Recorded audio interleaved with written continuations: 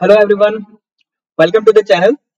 आज हम लोग हमारी इलेक्ट्रिकल डिस्ट्रीब्यूशन एंड यूटिलाइजेशन जो हमारा सेकंड यूनिट था, सेकंड मॉड्यूल था, उसका हम लोग नेक्स्ट टॉपिक पढ़ने वाले हैं, जिसका नाम आपको यहाँ पे स्क्रीन पे दिखाई दे रहा है, पावर फैक्टर इम्प्रूवमेंट। तो वीडियो स्टार्ट करने से पहले अगर आप इस चैनल पे नए हैं तो इस चैनल को सब्सक्राइब कर देना और साथ साथ में बेल आइकन पे भी प्रेस कर देना। ठीक, सो पावर फैक्टर इम्प्रूवमेंट किस किस टेक्निक से किया जाता है, ओके इसके डिटेल में चर्चा हम लोग यहाँ पे नहीं करेंगे। थोड़ा सा ऊपर ऊपर से ओवरव्यू ले लेंगे कि पावर फैक्टर होता क्या है और पावर फैक्टर का इंप्रूवमेंट किस तरीके से किया जाता है। ओके, सो आइए स्टार्ट करते हैं हम लोग हमारा आज का लेक्चर।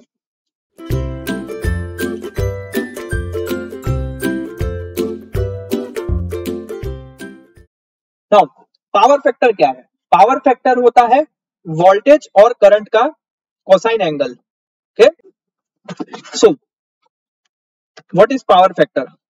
यहाँ पे मैं अगर डेफिनेशन लिखूं पावर फैक्टर की, तो पावर फैक्टर क्या है? पावर फैक्टर तो कोसाइन एंगल बिटवीन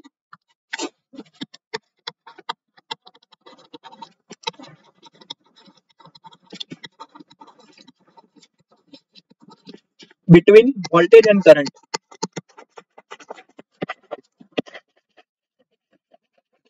वोल्टेज और करंट के बीच का कोसाइन एंगल, जिसको हम लोग क्या कहते हैं? पावर फैक्टर कहते हैं। तो सिंपल सी एक डेफिनेशन है जो कि आप लोगों को ऑलरेडी पता है ना। चलिए अब पावर फैक्टर की तो बात हो गई। अब पावर फैक्टर को इंप्रूवमेंट करने की जरूरत क्यों पड़ी? तो देखिए, जनरली पावर फैक्टर जो होता है वो लोड पे डिपेंडेंट होता है कि आपका लोड जो है आउटपुट साइड में वो क्या कनेक्टेड है ना। तो जनरली आप लोगों का लोड जो होता है वो तीन तरीके से क्लासिफाई होता है। सबसे पहला रजिस्टिव लोड,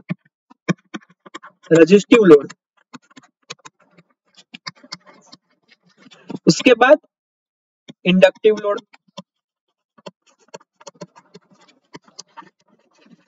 उसके बाद कैपेसिटिव लोड। तो ये जो तीन लोड है ये जनरली कैटेगराइज होते हैं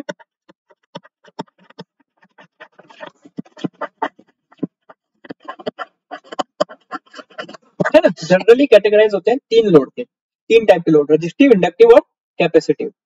इंडस्ट्री प्रीमाइसिस में मैं बात करूं, इंडस्ट्री पर्सपेक्टिव से मैं बात करूं, तो मेनली लोड जो होते हैं वो रजिस्टिव या फिर इंडक्टिव होता है नेचर से, है ना।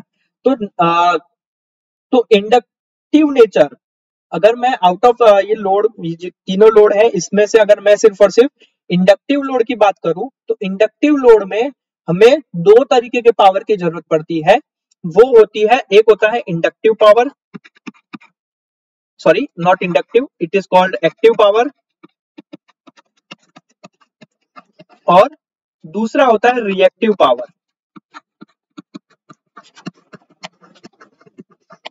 ये काय की बात कर रहा हूं मैं? ये बात कर रहा हूं मैं इंडक्टिव लोड की, ठीक है ना, इंडक्टिव लोड की। अभी आप लोगों ने पावर ट्रायंगल आप लोगों ने पढ़ा होगा, तो पावर ट्रायंगल आप लोगों को कैसे होता है? देखिए,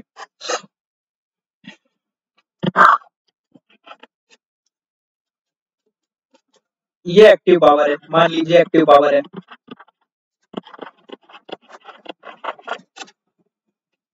ना।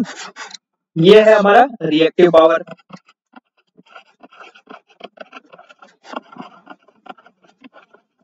और दोनों का जो समेशन है ना, दोनों का जो वेक्टर एडिशन है, समेशन है, इसको हम लोग कहते हैं एपरेंट पावर, यानी कि ये।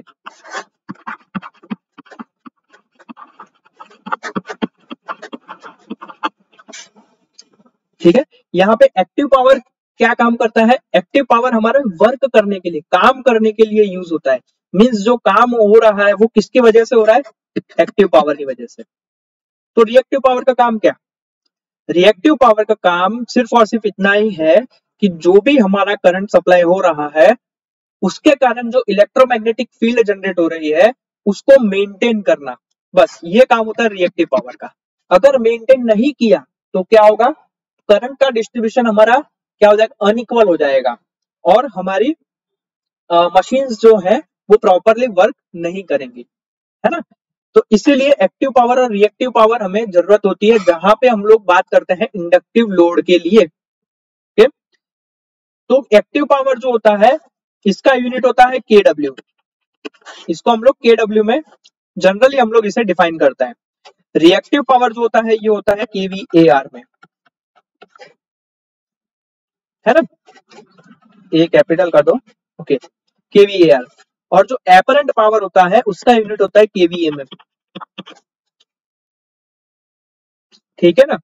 तो घर में हाउस होल्ड की मैं बात करूं तो हाउस होल्ड में हम लोग क्या करते हैं, किस चीज का हम लोग बिल भरते हैं, तो एक्टिव पावर का, एक्टिव पावर का बिल भरते हैं, ये ध्यान रखना। किलोवाट आवर में आप लोगों का कैलकुलेशन किया जाता है, ओके। लेकिन इंडस्ट्री के अंदर मैं बात करूं तो इंडस्ट्री के अंदर आप लोगों को एक्टिव पावर और रिएक्टिव पावर दोनों पे ध्यान देना चाहिए, है ना। अगर मान लीजिए रिएक्टिव पावर आप लोगों का कम हो गया या बढ़ गया तो उसके कारण क्या होगा, पावर फैक्टर जो है वो हमारा क्या कर जाएगा, गड़बड़ा जाएगा, सिंपल, है ना। और पावर फैक्टर अगर गड़बड़ा गया तो आप लोगों के बिल पे असर पड़ेगा, ठीक है ना। तो ये चीज आप लोगों को इंडस्ट्री के लिए ध्यान रखनी है, सिंपल। चलिए, तो एक्टिव पावर और रिएक्टिव पावर की मैंने बात कर ली। अब पावर फैक्टर क्या, तो ऊपर मैंने ऊपर आप लोगों के लिए लिखा था कि cosine angle between voltage and current, है ना। सिमिलरली पावर फैक्टर जो होता है उसकी दूसरी डेफिनेशन होती है, आप लोगों ने पढ़ी होगी, द पावर फैक्टर जिसको हम लोग कॉस फाई के थ्रू डिनोट करते हैं। तो cos phi is equal to आप लोगों का होता है एक्टिव पावर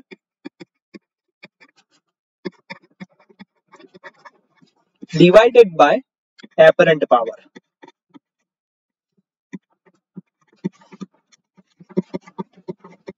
ये कहां से आया, तो ये यहां से आया, है ना। ये ट्राइंगल से आया, पावर ट्राइंगल से। आप लोगों ने मैथ्स तो पढ़ी होगी, मैथ्स में आप लोगों ने 90 डिग्री का एंगल भी पढ़ा होगा, है ना, जिसमें कॉस एंगल जो होता है वो क्या होता है, नियर बाय का जो भी हमारी बाजू है, यानी कि मान लीजिए अगर ए है, अगर ये ए और ये बी है, तो अगर हमें ये इसका कॉस फाई लिखना है तो कैसे लिखेंगे हम लोग, ए डिवाइडेड बाय बी, ठीक है ना। तो ये सिंपल मैथ्स के थ्रू हमारा active power divide by apparent power आया है। सिमिलर मैथ्स का कॉन्सेप्ट हमने यहाँ पे अप्लाई किया है, ओके। चलिए, तो cos phi is equal to active power divided by apparent power, जहां पे cos phi क्या है, हमारा पावर फैक्टर है, ओके। तो एक्टिव पावर यानी कि P, है ना, एक्टिव पावर यानी कि P,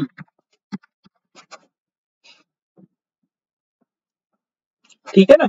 और ये cos phi, और एपरेंट पावर यानी कि क्या, V इंटू आई।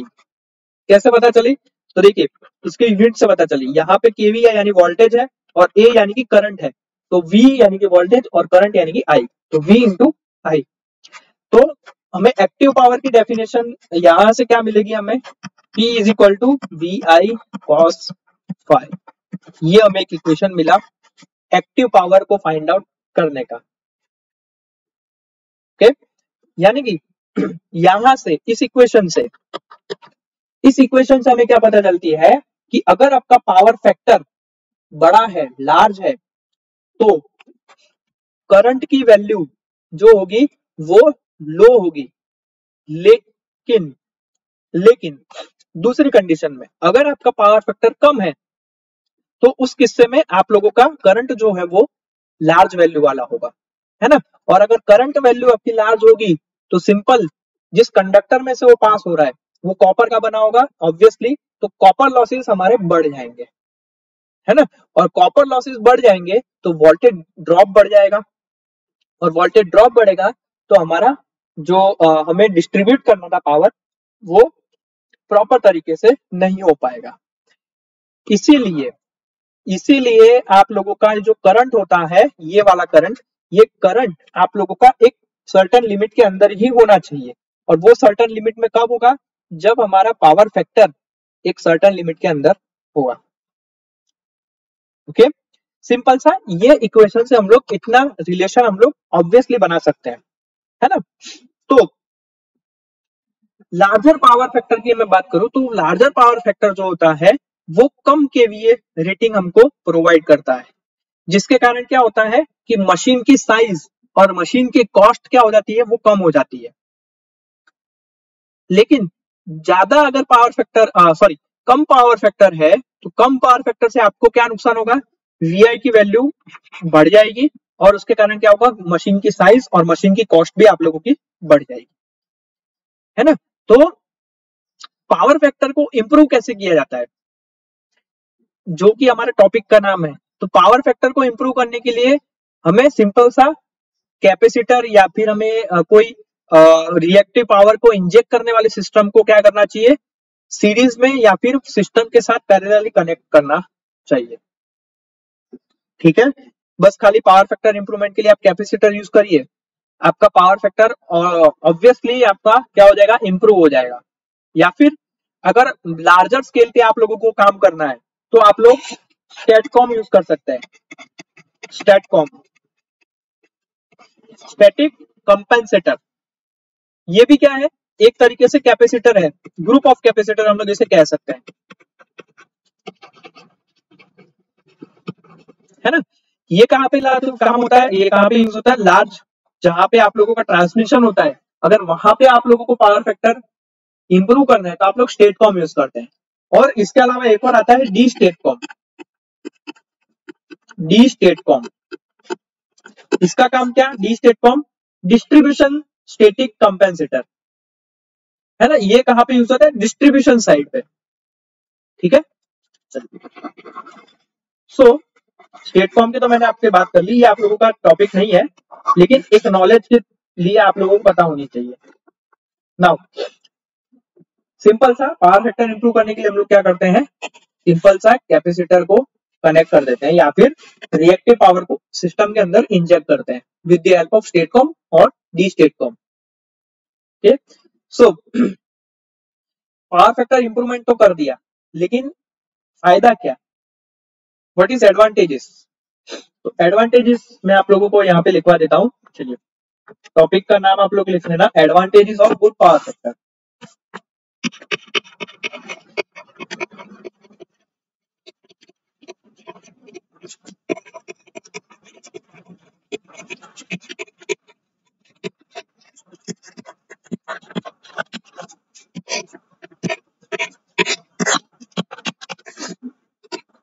अच्छे पावर फैक्टर की एडवांटेज क्या है, तो सबसे पहला reduced electricity bill,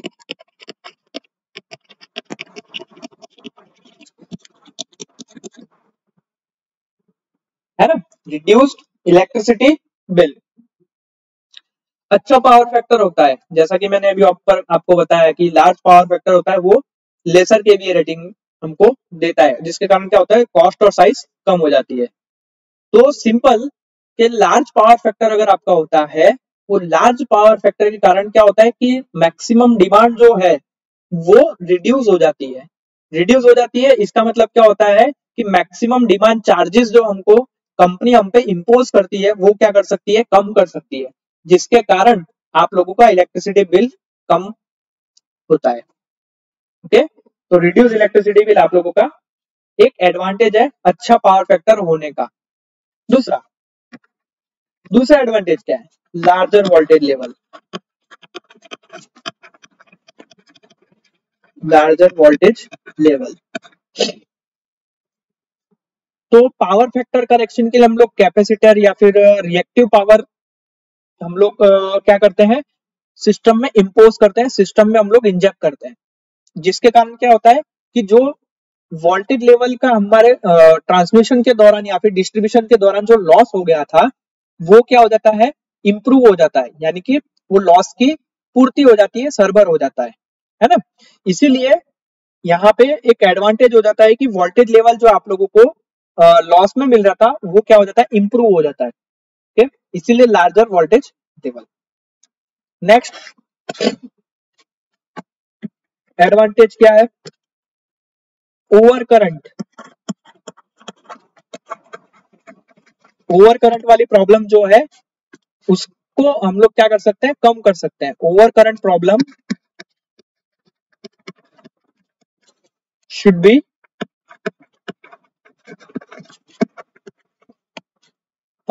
become lower.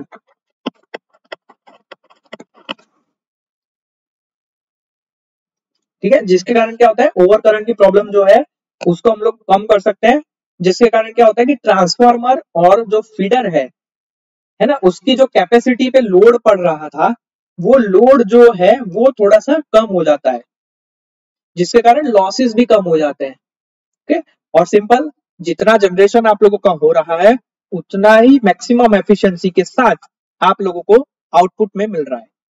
तो पावर फैक्टर इंप्रूव करने का ये तीसरा एडवांटेज है। और चौथा एडवांटेज, लाइन लॉसेस कम हो जाते हैं, रिडक्शन इन लाइन लॉसेस।